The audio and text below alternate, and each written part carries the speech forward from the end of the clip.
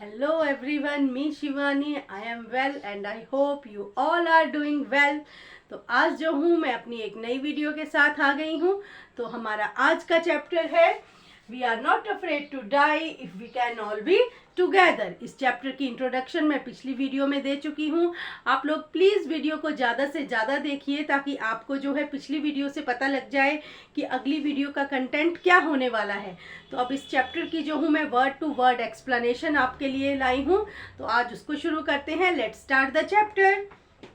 In July 1976, my wife Mary, son Jonathan 6, daughter Suzanne 7, and I set sail from Plymouth, England to duplicate the round-the-world voyage made 200 years earlier by Captain James Cook. तो बोलता है इन जुलाई 1976 1976 में मेरी पत्नी Mary और मैं, मेरा बेटा जॉनथन जो कि 6 साल का है, मेरी बेटी सुजैन जो कि 7 साल की है, हमने जो है round the world voyage. Voyage का मतलब होता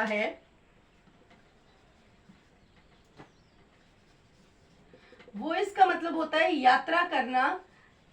चाहे आप वो यात्रा स्पेस के द्वारा करें या फिर शिप के द्वारा करें। ठीक है, यात्रा करना एक लंबी यात्रा करना, चाहे वो यात्रा स्पेस में हो या फिर शिप में, यानी कि समुद्री यात्रा हो। ठीक है, जैसे कि 200 साल पहले जो है कैप्टन जेम्स कुक ने जो यात्रा की थी, जो उन्होंने रास्ता अपनाया था यात्रा का, वैसी ही यात्रा जो है उनकी ही अनुसरण करते हुए हम एक यात्रा जो है करने की हमने सोची थी। For the longest time, Mary and I, is 37-year-old businessman, had dreamt of sailing in the wake of the famous explorer, and for the past 16 years we had spent all our leisure time honing our seafaring skills in British waters. तो बोलता है बहुत लंबे समय से मैं और मेरी पत्नी, मैं जो हूँ 37 साल का एक बिजनेसमैन हूँ, हमने एक सपना देखा था। ड्रीम्ड, यहाँ पे अब आप देखिए ड्रीम्ड दिया हुआ है। ड्रीम्ड जो है ड्रीम की पास्ट फॉर्म है।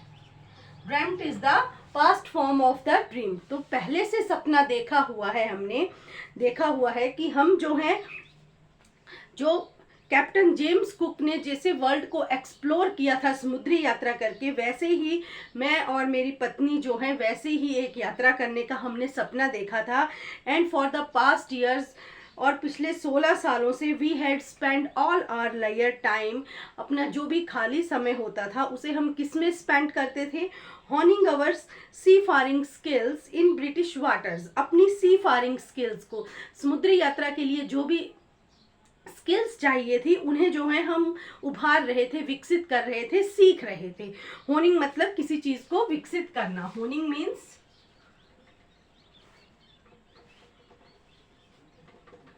विकसित करना, यानी कि किसी चीज को तैयार करना, अपने अंदर उन स्किल्स को निखार रहे थे, बढ़ा रहे थे। ठीक है, अवर बोट वेव वॉकर, उनकी बोट का उन्होंने क्या नाम रखा? वेव वॉकर, ये उन्होंने अपनी बोट का नाम रखा, वेव वॉकर।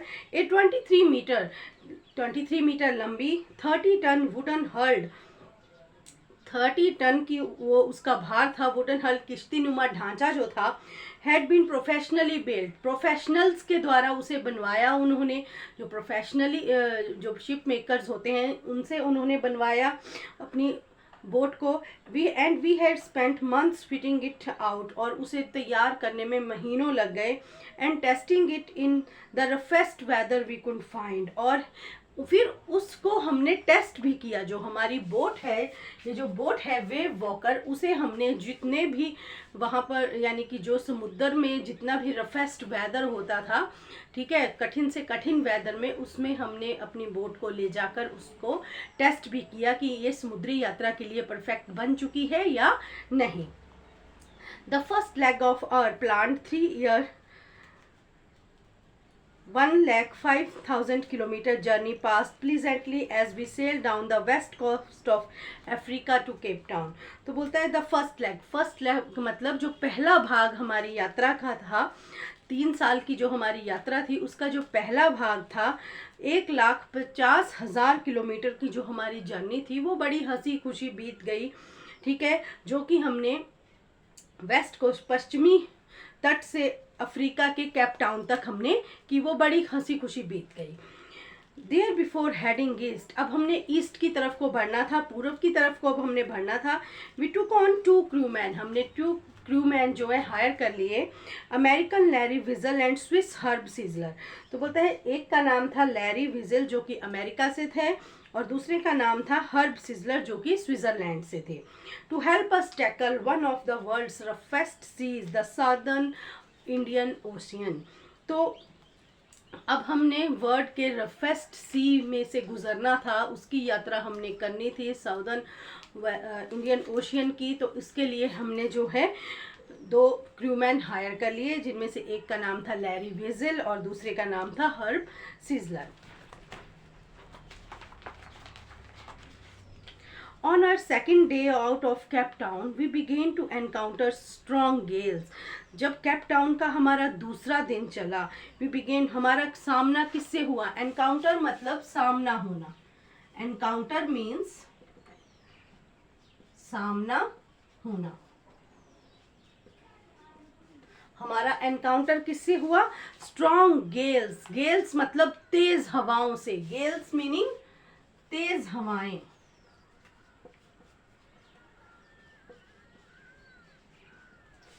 तेज हवाओं से हमारा सामना हुआ। For the next few weeks they blue continuously, कुछ अगले हफ्तों तक वे जो है बराबर बहती रहीं। गेल्स डिड नॉट वरी मी, उन हवाओं से मुझे कोई चिंता नहीं हो रही थी। But the size of the waves was alarming, जो वेव्स का, लहरों का जो साइज था उनसे मुझे खतरा लग रहा था। अप टू 15 मीटर्स, 15 मीटर से भी ऊपर थी। As high our main mast, हमारे मेन मास्ट, ये मैंने बोट की फोटो तभी नहीं मिटाई है, हमारे मेन मास्ट से भी ऊंची वेव्स जो थी इस तरह हमारे मेन मास्ट से भी ऊंची वेव्स जो थी वो आ रही थी। December 25 found us 3,500 kilometers east of Cape Town. Despite atrocious weather, we had a wonderful holiday complete with a Christmas tree. Ab December 25, you all know what is December 25 celebrate? Yes, December 25 celebrated as a Christmas day. तो दिसंबर 25 को जब हम 3500 kilometre Cape Town की तरफ को चल पड़े हुए थे, कैप टाउन से आगे चले गए थे, तो बहुत ही गंदा वेदर, एट्रोसियस वेदर यानी कि बहुत ही भद्दा वेदर होने के बावजूद जो है हमने जो है कि क्रिसमस ट्री बनाया और जो है क्रिसमस डे को सेलिब्रेट किया।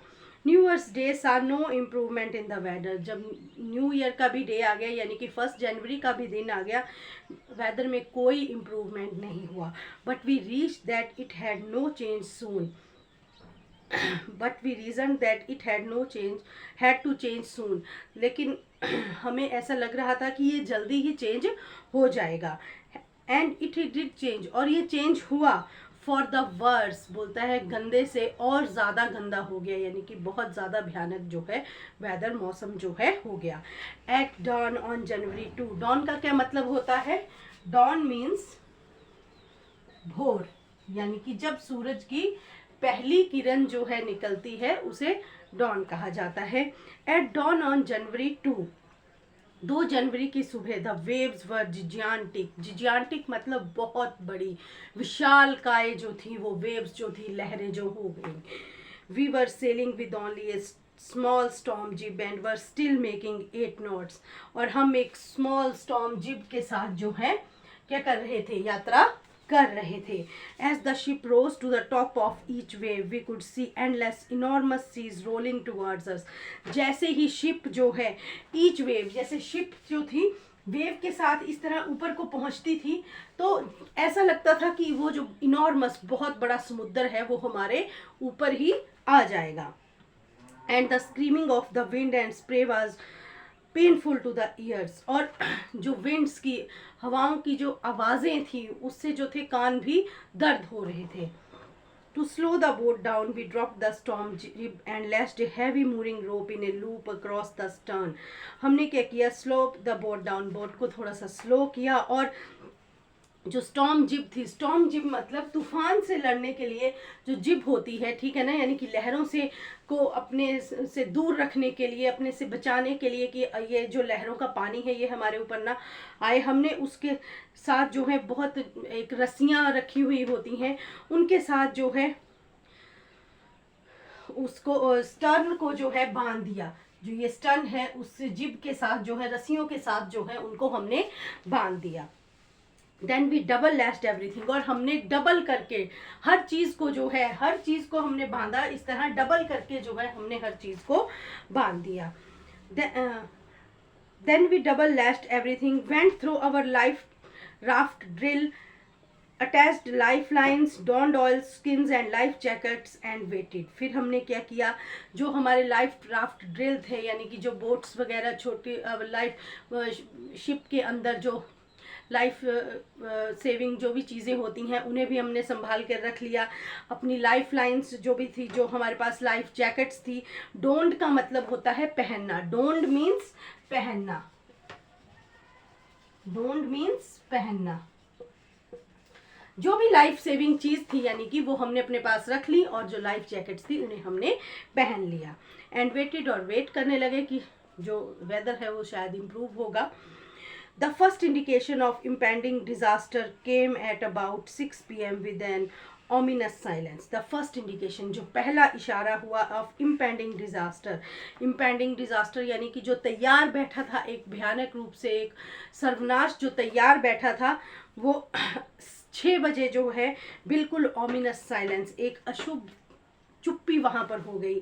The wind dropped and the sky immediately grew dark. हवाएं बंद हो गई और जो स्काई था वो पूरी तरह से जो था वो क्या हो गया, डार्क, यानी कि काला हो गया। बादलों से आसमान जो था भर गया और वो बिल्कुल काले बादल थे। Then came a growing roar and an enormous cloud towered aft of the ship.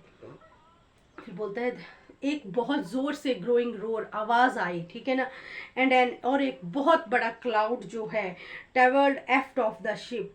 एक टावर्ड मतलब मीनारदार, जैसे इस तरह का ऐसे लग रहा था, जैसे इस तरह का जो बादल है वो शिप के ऊपर को जो है इस तरह आ गया है, पीछे की तरफ से जो है शिप के ऊपर को जो है वो मीनारदार जो क्लाउड है वो आ गया है।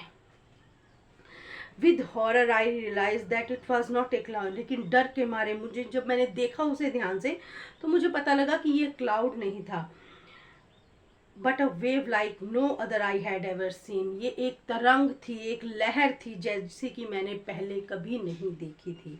It appeared perfectly vertical and almost twice the height of the other waves with a frightful breaking crest. और ये बिल्कुल खड़ी थी, वर्टिकल यानी कि बिल्कुल सीधी थी खड़ी हुई, एंड ऑलमोस्ट ट्वाइस, और इसकी हाइट जो थी लगभग दुगनी थी, जितनी भी वेव्स वहाँ हमने पहले देखी उससे लगभग दुगनी उसकी हाइट थी। With a frightful breaking crest, यानी कि जो उसकी चोंच थी उसकी, यानी कि जो ऊपर का हिस्सा था वो एकदम फटने वाला था, वो एकदम ऐसे लग रहा था कि वो भयानक रूप से जो उसका पानी है वो हमारी शिप पर गिरेगा। Frightful crest.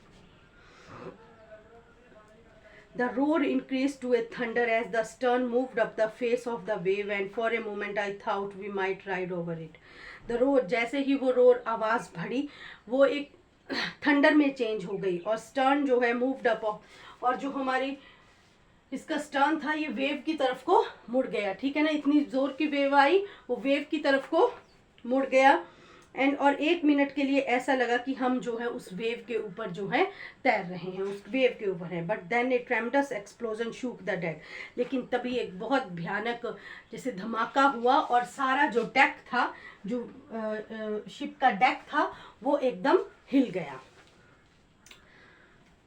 A torrent of green and white water broke over the ship, एक बहुत बड़ी लहर जो है ग्रीन और वाइट वाटर की शिप के ऊपर गिर गई। My head smashed into the wheel, मेरा जो सिर था वो व्हील के साथ जो है टकराया, जो स्टीयरिंग व्हील है उसके साथ टकराया and I was aware of flying overboard, और मैं जहाज से बाहर की तरफ को गिर गया and sinking below the waves, और लहरों में जो हूँ दब गया। सिंकिंग यानी कि दब गया, डूब गया मैं।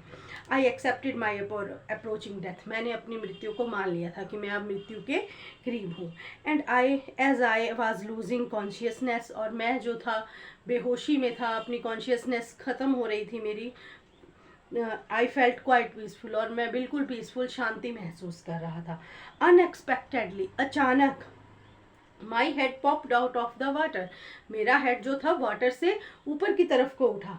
ए फ्यू मीटर्स अवे, कुछ मीटर की दूरी पर, Wave Walker was near capsizing her mast almost horizontal, जो वेव वॉकर यानी कि जो हमारी शिप थी वो डूब रही थी। कुछ मीटर की दूरी पर जो हमारी शिप थी वो डूब रही थी। हर मास्ट ऑलमोस्ट हॉरिजेंटल, उसका जो मास्ट था वो हॉरिजेंटल यानी कि इस तरह से हो गया था, डूब चुका था।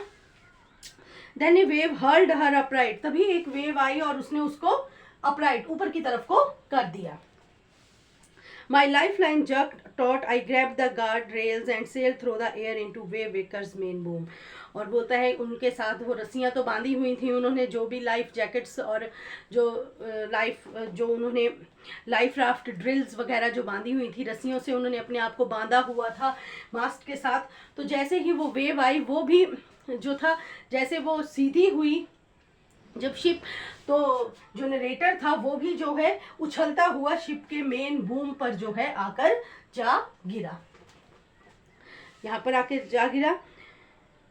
Subsequent waves tossed me around the deck like a rag doll, और दूसरी तरफ वो वेव्स क्या कर रही थी, मुझे इधर से उधर एक गुड़िया की तरह, मुझे उस डेक पर जो है, शिप के डेक पर जो है एक गुड़िया की तरह मुझे इधर से उधर कर रही थी। सम माई लेफ्ट रिब्स क्रैक्ड, मेरी जो पसलियाँ थी, लेफ्ट जो पसलियाँ थी वो टूट चुकी थी। माई माउथ फिल्ड विद, मेरा मुंह जो था खून से भर चुका था, मेरे दांत टूट चुके थे। Somehow I found the wheel, किसी तरह मुझे व्हील मिला, स्टीयरिंग व्हील मिला। Lined up the stern for the next wave and hung on, और मैं जो था उसको मैंने पकड़ लिया। वाटर वाटर एवरीवेयर, चारों तरफ पानी ही पानी। I could feel that the ship had water below, मुझे ऐसा लग रहा था कि शिप जो थी वो वाटर के नीचे थी। But I dared not abandon the wheel to investigate, लेकिन मैं जो था अबैंडन यानी कि साहस नहीं कर पा रहा था उस व्हील को जांचने की, इन्वेस्टिगेट जांचने के साहस नहीं कर पा रहा था। सडनली, अचानक, the front hatch was thrown open and Mary appeared, जो सामने वाला फर्श पर जो था एक दरवाज़ा बना हुआ होता है, ठीक है, वो खुला और मैरी जो है आई। वी आर सिंकिंग, हम डूब रहे हैं। शी स्क्रीम्ड, वो चिल्लाई। द डेक्स आर स्मैश्ड, जो डेक है वो क्या हो चुका है, स्मैश्ड हो चुका है यानी कि टूट फूट चुका है। We are full of water, हम जो है पानी से भर रहे हैं। Take the wheel, out shouted as I scrambled for the hatch, मैंने उसे बोला कि तुम व्हील संभालो, और मैं जो था हैच की तरफ को गया।